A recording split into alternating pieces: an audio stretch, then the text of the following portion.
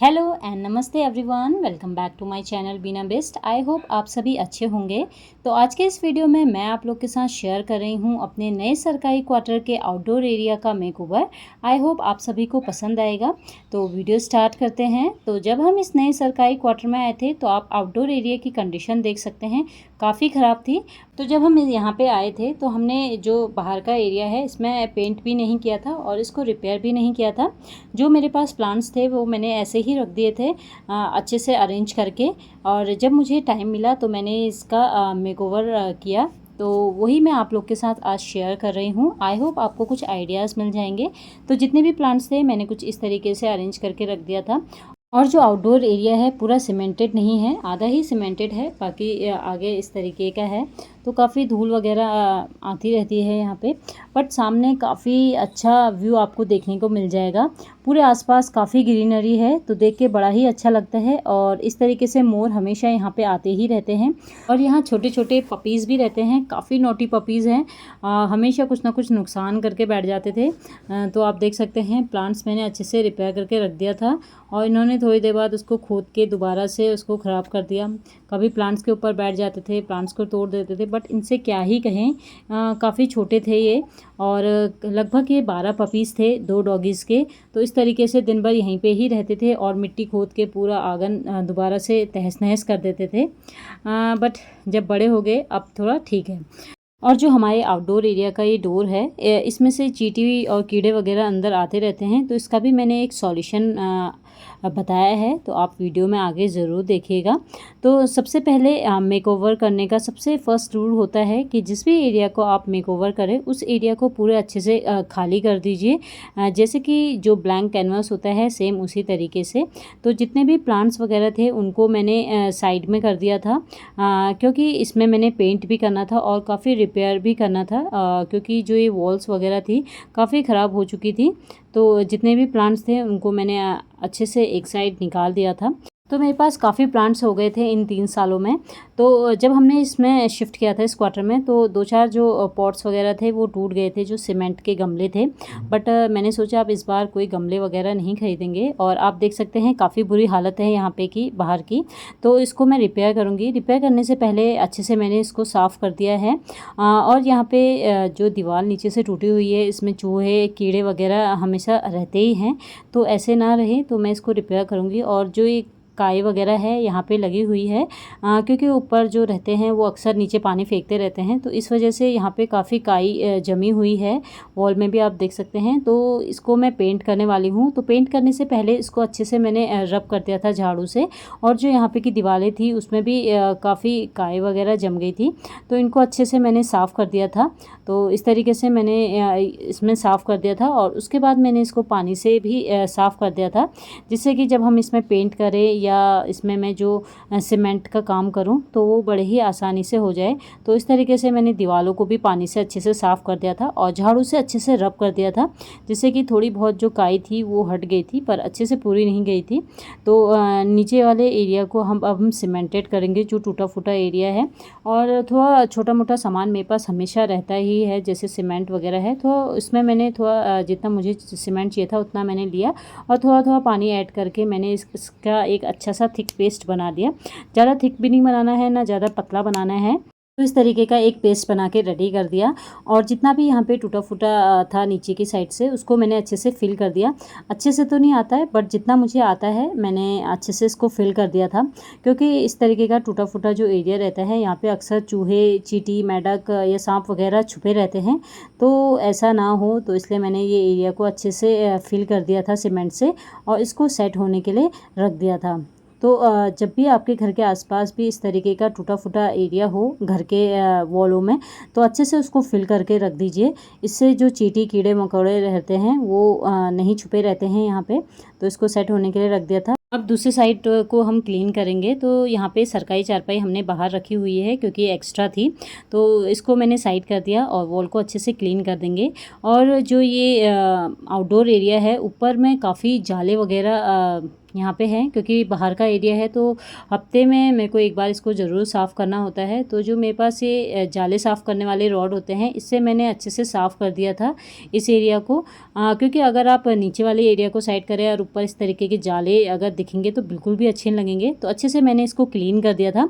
अब इसके बाद हम इसमें जो नीचे वाली एरिया है उसको भी अच्छे से साफ़ कर देंगे, और जो यहाँ पे वॉल में धूल मिट्टी वगैरह है उसको अच्छे से मैंने साफ़ कर दिया था। अब हम पेंट करेंगे वॉल में।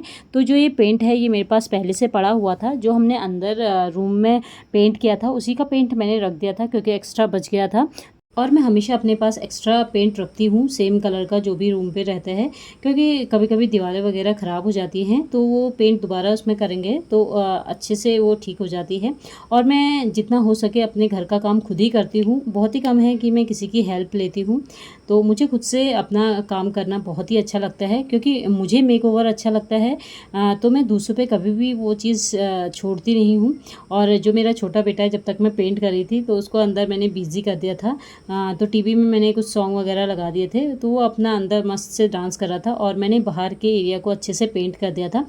तो कोई भी चीज़ बिना मेहनत के तो हो ही नहीं सकती है, एक्स्ट्रा एफ़र्ट लगाने पड़ते हैं एक्स्ट्रा रिज़ल्ट के लिए।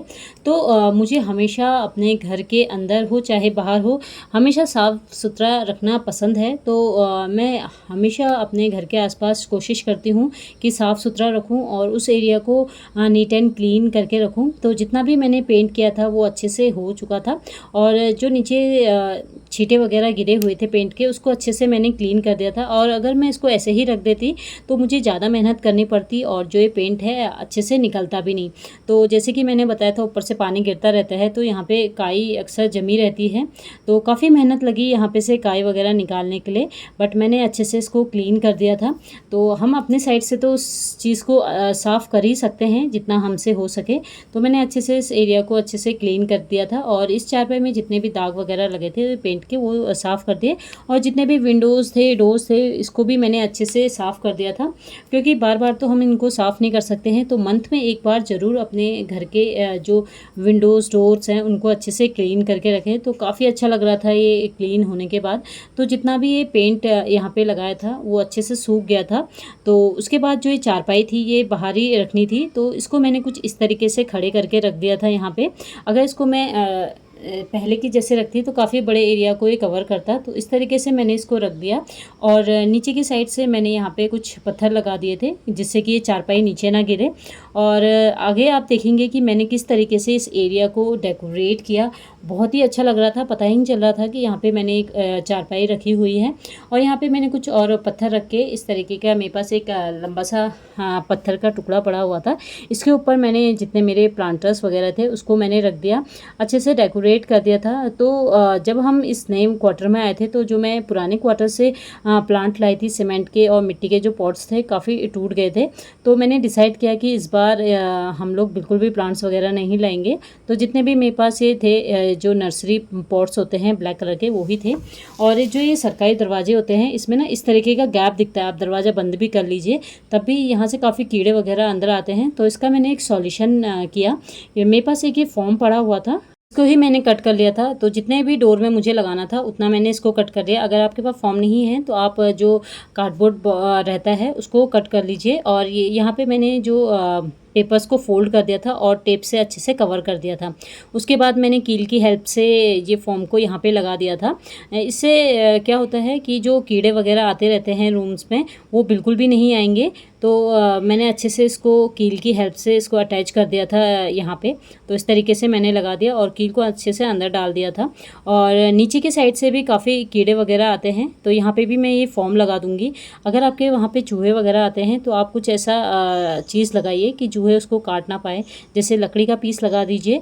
बट यहाँ पे चूहे तो नहीं आते हैं, छोटे छोटे जो कीड़े वगैरह रहते हैं वो आते रहते हैं। तो उसका ये बेस्ट सॉल्यूशन था। उसके बाद से रूम में बिल्कुल भी कीड़े वगैरह नहीं आ रहे हैं। तो आप इस तरीके के फ़ोम या कार्डबोर्ड लगा सकते हैं अगर आपके घर पे भी छोटे छोटे कीड़े वगैरह आते हैं तो प्लांट्स तो मैंने अच्छे से लगा दिए थे। अब डेकोरेशन की बारी थी।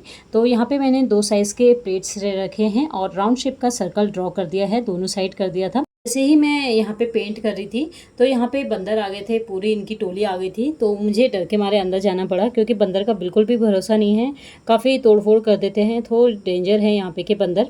और जैसे बंदर गए उसके बाद मैंने पेंट करना स्टार्ट कर दिया। तो मैंने ये मेहरून कलर का पेंट लिया हुआ है, ये वही पेंट है जो दीवारों पे करते हैं, वो पेंट ले रखा है मैंने। तो अगर आपके आसपास भी बंदर है या किसी कारण आप बाहर कुछ DIYs हैंग नहीं कर सकते हैं तो आप वॉल में भी इस तरीके के ड्राइंग्स बना सकते हैं, बहुत ही ब्यूटीफुल ये दिखते हैं।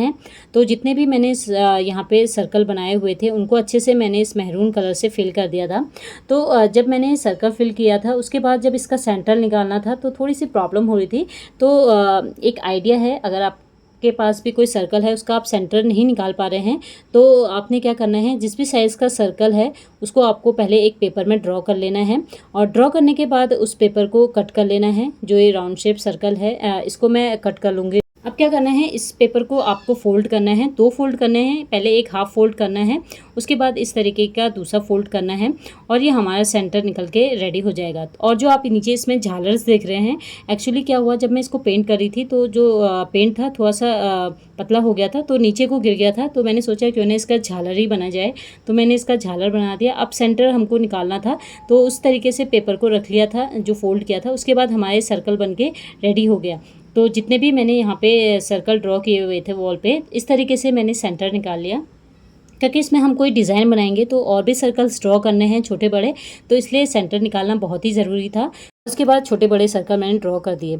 तो जो हम इसमें डिज़ाइन बनाने वाले हैं वो पहले मैंने रफ में बना के रख दिया था, जो भी डिज़ाइन हमको इसमें बनाना था। और फिर मैंने ले लिया कंपास और कंपास की हेल्प से जितने भी इसमें मैंने सर्कल बनाने थे छोटे बड़े या जो डिज़ाइन था उस अकॉर्डिंग मैंने इसमें सर्कल्स को ड्रॉ कर दिया था। और उसके बाद मैंने पेंसिल की हेल्प से जो डिज़ाइन थे वो सेंटर के तो जो थे उसको मैंने ड्रॉ कर दिया था। यहाँ पे मैंने स्वास्तिक, ओम, गणेश जी और ये लक्ष्मी जी के पैर बनाने थे, उनको मैंने बना दिया। अब इसको हम कलर करने के लिए मैंने ये नैरो लैक का वॉल पेंट ले रखा है, इसी से हम इसको वॉल में पेंट करेंगे, डिज़ाइंस बनाएंगे। तो मैंने एक बाउल लिया है और उसमें पेंट डाल दिया है और मैंने अलग अलग शेप के ब्रश ले लिए हैं, जो जो शेप के मुझे ब्रश चाहिए थे। और जो हम इस वाइट कलर का पेंट बना रहे हैं इसको ज़्यादा पतला नहीं बनाना है, क्योंकि जब हम वॉल पे पेंट करेंगे तो पेंट अगर ज़्यादा पतला रहेगा तो वो नीचे की साइड को गिर जाता है। तो थोड़ा सा थिक पेस्ट इसका बनाएं। और उसके बाद जितने भी डिज़ाइंस थे मैंने पेंसिल से पहले ड्रॉ कर दिए थे, उसके बाद मैंने पेंट से इसको एक एक करके सारे डिज़ाइंस को फिल कर दिया था। तो कभी भी अपने घर के बाहर के एरिया को बिल्कुल भी इग्नोर ना करें, क्योंकि हर कोई तो आपके घर के अंदर आ नहीं सकता है। तो बाहर के एरिया को देखकर ही लोग जज कर लेते हैं कि अंदर से आपका घर कितना खूबसूरत होगा। तो हमेशा कोशिश कीजिए कि जितना खूबसूरत आप और नीट एंड क्लीन अंदर रखते हैं उतना ही साफ़ सुथरा आप घर के बाहर भी रखें, क्योंकि हमको खुद को ही अजीब लगता है। क्योंकि जब भी हम कहीं बाहर से घर के अंदर आते हैं, भले ही घर के अंदर कितना भी साफ़ सुथरा हो, अगर बाहर का एरिया गंदा रहेगा तो खुद को ही ऐसा लगता है कि घर भी साफ़ सुथरा नहीं है। तो इसलिए जितना साफ़ सुथरा आप घर के अंदर रखते हैं उतना ही साफ़ सुथरा और सजा के आप घर के बाहर के एरिया को भी रखें। तो एक साइड मैंने अच्छे से पेंट कर दिया था जो डिज़ाइंस मुझे बनानी थी, और दूसरे साइड भी मैंने डिज़ाइंस वगैरह बना दी थी। और यहाँ पे जो बीच की वॉल थी थोड़ी सी खाली खाली से लग रही थी, तो मैंने अच्छे से मेज़रमेंट करके एक लैम्प बना दिया था। और बाकी के जो 2 लैम्प बनाए थे वो मैंने बिना मेज़रमेंट करे ऐसे ही बना लिया था, क्योंकि एक अगर आप मेज़र करके बनाते हैं तो दूसरे के लिए थोड़ा सा आइडिया हो जाता है। और उसके बाद वही सेम जो मेहरून कलर था उससे ही मैंने ये लालटेन में कलर्स फिल किए और इसको बनाया। यहाँ पे जितना भी मैंने पेंट यूज़ किया है सब वॉल पेंट है। तो जब भी मेरे घर पे पेंट होता है या मेरे पास पेंट रहता है वो मैं एक्स्ट्रा रख लेती हूँ, क्योंकि कभी ना कभी वो पेंट काम आ ही जाते हैं। तो यहाँ पे काम आ गए थे ये रेड कलर का पेंट।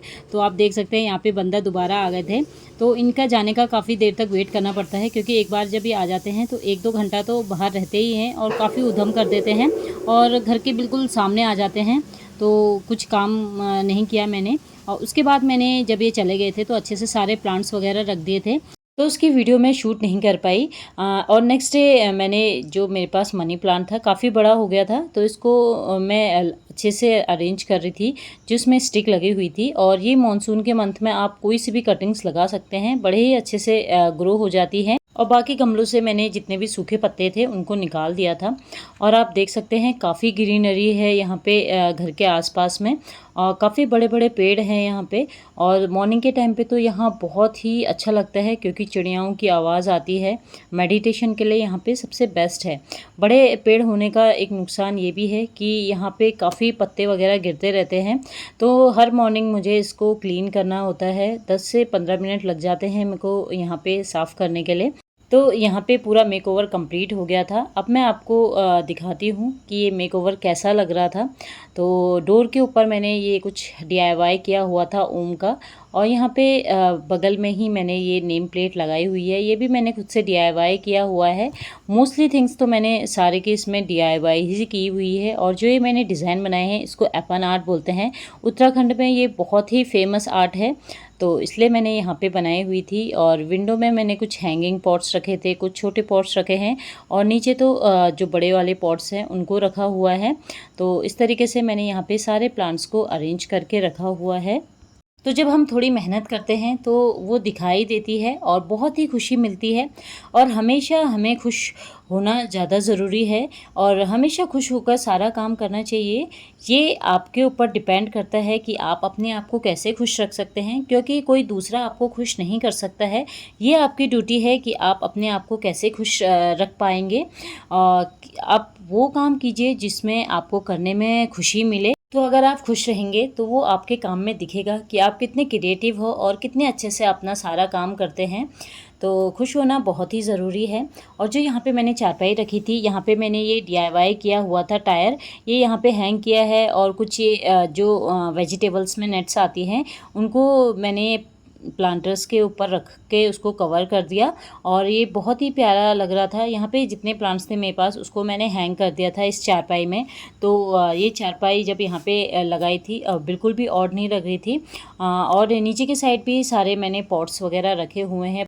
और हाँ, मैंने बहुत सी लेडीज़ों को ये कहते हुए सुना है कि मुझे प्लांट्स लगाने का बहुत शौक़ है या गार्डनिंग करने का बहुत शौक़ है, बट हस्बैंड लोग हेल्प ही नहीं करते हैं, तो मैं शौक़ पूरा कर ही नहीं पाती हूँ।